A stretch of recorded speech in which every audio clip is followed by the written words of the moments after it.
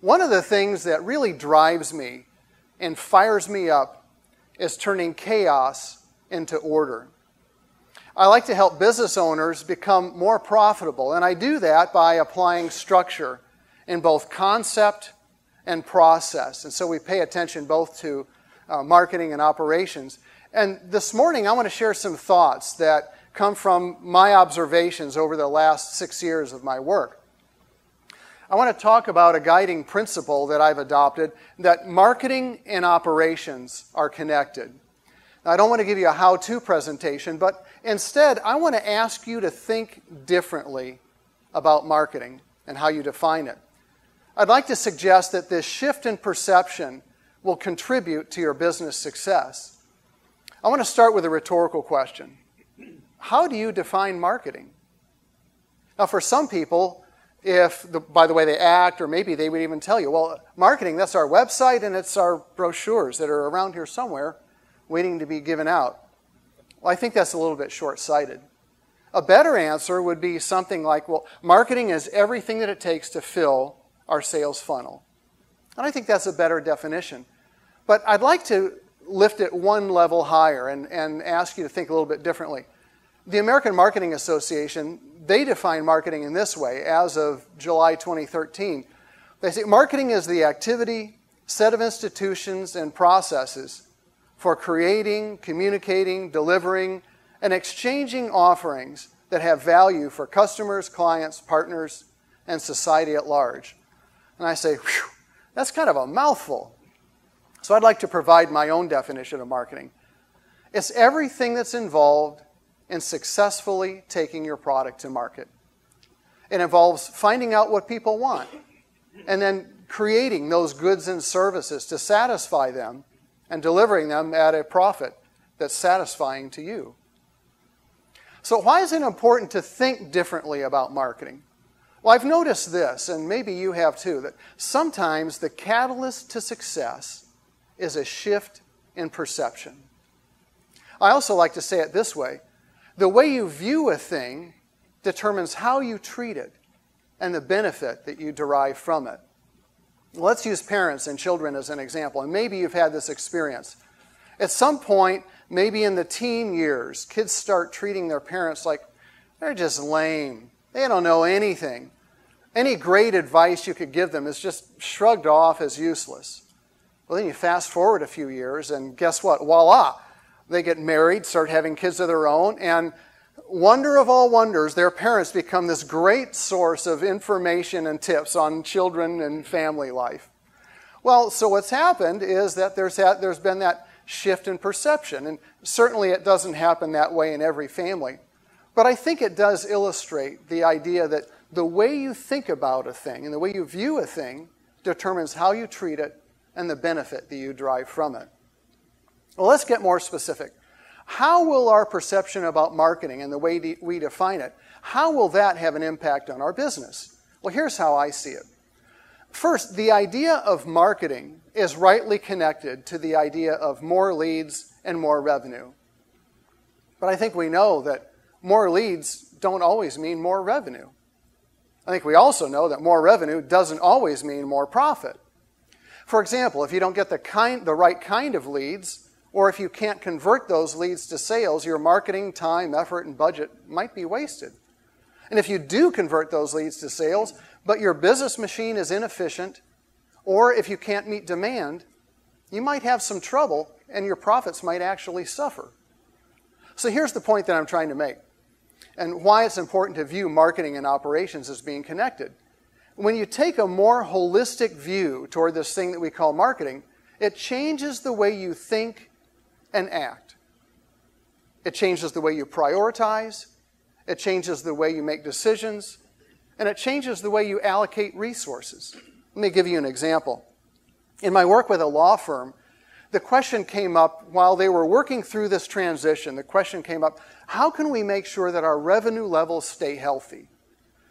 And so I made a comment that went something like this. Well, if you want to attract more leads, that's one thing.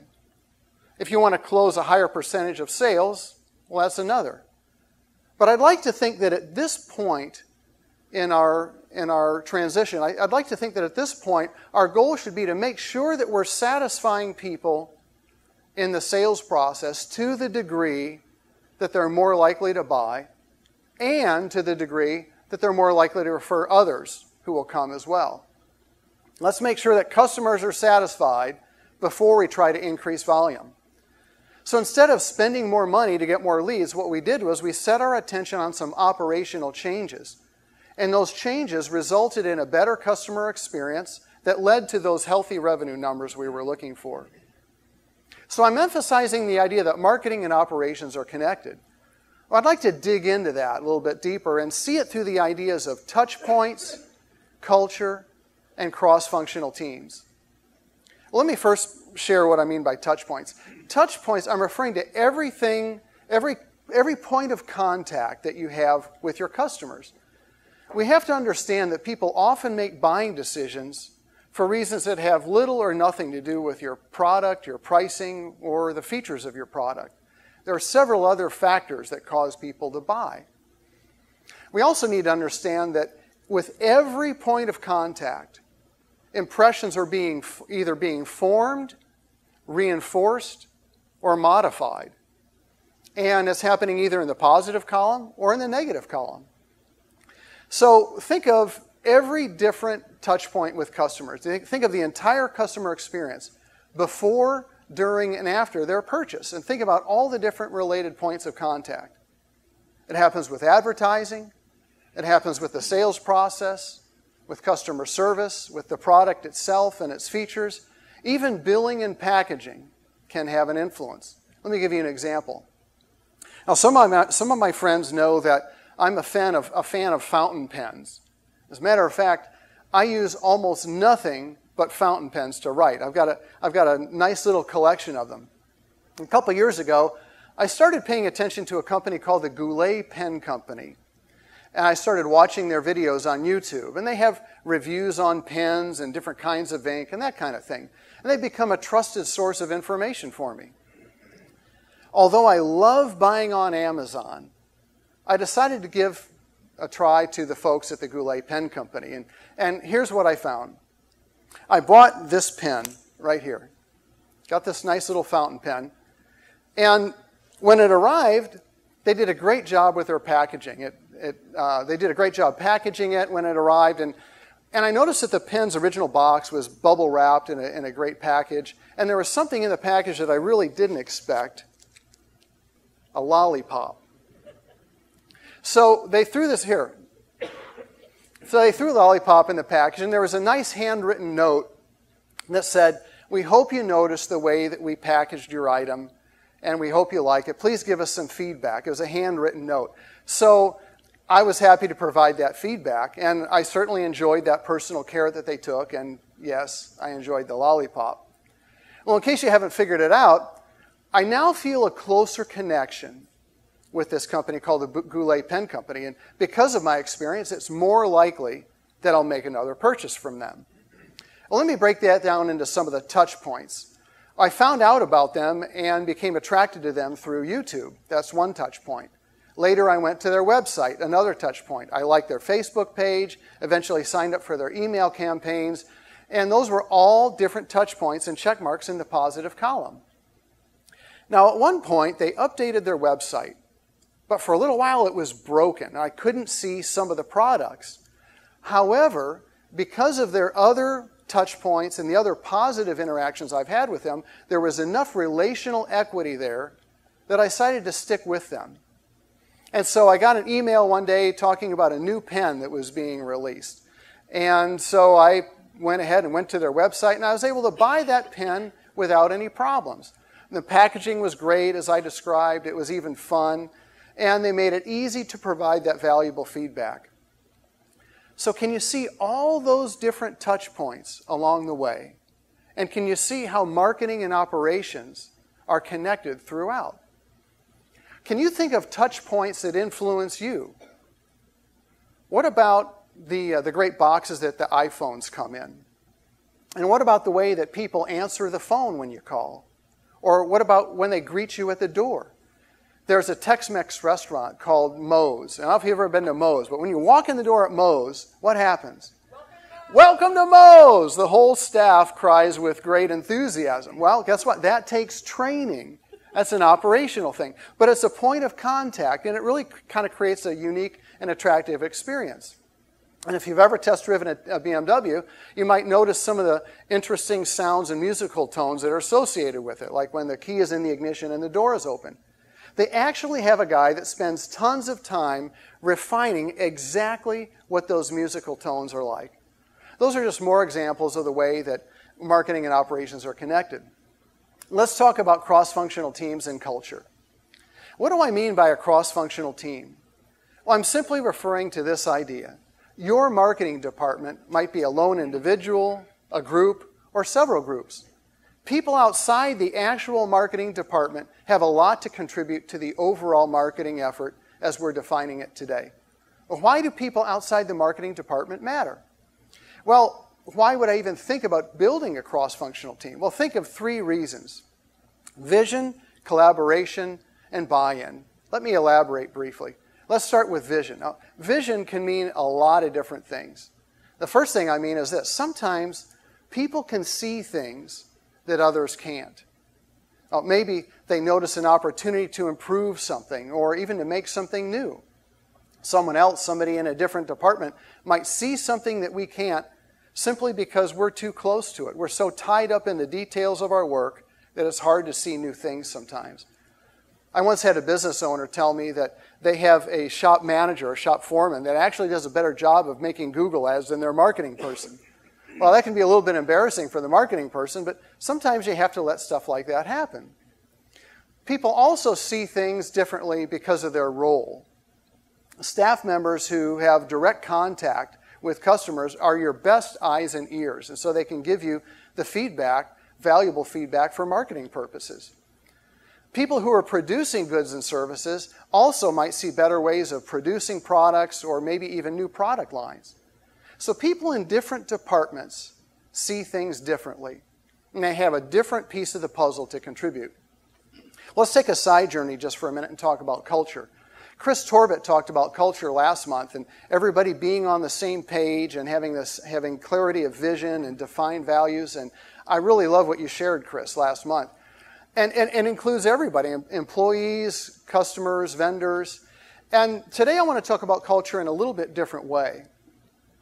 When you foster a culture that understands touch points, values customer satisfaction, and embraces the free exchange of ideas, you're far more likely to come up with ideas like that lollipop with the Goulet Pen Company. It's also more likely that other team members will cooperate and help you execute well on those ideas. So vision or insight is one reason to build a cross-functional team. And then there's collaboration. It's simply a logical next step. If people outside the marketing department have something valuable to contribute, it stands to reason that you want to create a way to constructively share, validate, and execute on those ideas. And then buy-in is the logical result of that collaboration. When people see the big picture and they know they're contributing something of value, they're more engaged and more productive and more profitable. And I think these ideas can be tied up by something that David Acker says in his book. David Acker is a branding guru, and he says this: the brand will only deliver on the brand promise if the employees believe and live the brand in all the customer touch points. The need is thus to build the brand internally as well as externally. So can you see now what I mean by the idea that marketing and operations are connected? So what questions do you have about that? And for those who ask a question, I have a bribe. Can we see that quote again? Sure. Oops. Yeah, so he says, the brand will only deliver on the brand promise if the employees believe and live the brand in all the customer touch points. So I think one question that could be asked is, say you're a solopreneur, you have a very small company, and you don't have a staff to build a cross-functional team. Well, you may not have a staff of employees, but you you probably have, or you should have, people around you that you're outsourcing to. Why not bring them to the table? Why not make them part of the conversation and get them to understand touch points and get them on board with what you're doing? Any questions about that? Dale? I have a question about Here you go. the brand. Whoops, bad throw. So the question was, what percentage of the time do companies actually have a clear brand promise? In my experience, it's very, very few. I don't know how to measure the percentage. But being intentional about the brand and what that means, I don't think is something that happens very often in the world of small business. And I think even beyond that, Bill, we had this conversation yesterday. You can have a brand promise, but living up to it is a whole different story. So a lot of times people have something on the wall, so well, this is our mission statement, or these are our values. Well, it's probably more important to live it out than it is to have it on the wall. But to your question, I don't think that people think about their brand, and I don't think people are very intentional about that in the small business world. Any other questions? So I think, Bill? Those dots better. So the question is that a lot of times touch points seem to be random, and how do we connect the dots, and how do we put some structure to it? Is that what you're asking? I think one good way of doing it is to think about all the different departments and all the different ways that people have contact. So one way to do it is if you have, say, your sales department, your marketing department, you've got customer service. So think about all those different departments. And the people who are in charge of those departments, get them to come up with the list of what all those touch points are. And then begin to make them responsible for doing a good job with those touch points. So that means writing into your customer satisfaction surveys. It means getting feedback at different points. But it does mean becoming intentional and becoming more structured throughout the organization. Thank you. Oh, here's your lollipop. Thank you. Yeah. Anyone else? There might be. They're afraid you're going to throw something at them. Yeah. There's a question back there. Sure. Well, are you talking about touch points or? Yes. Okay. So sit down. So the question is, what if you're so small, you don't have a marketing budget? Maybe you're a solopreneur. Is that right?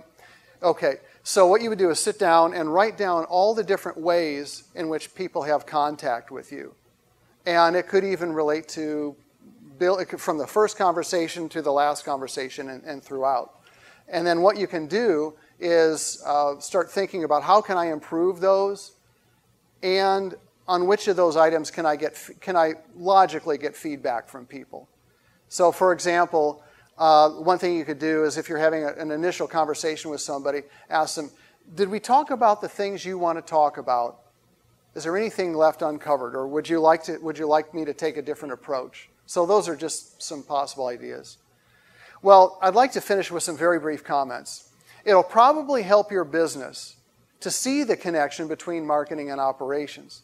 It'll also help you to develop some kind of a cross-functional team. And that team should be aware of your company touch points, help you create them, and help you make them better. And this, in my view, is part of the puzzle of your business success. Well, I hope that helps you. Thank you.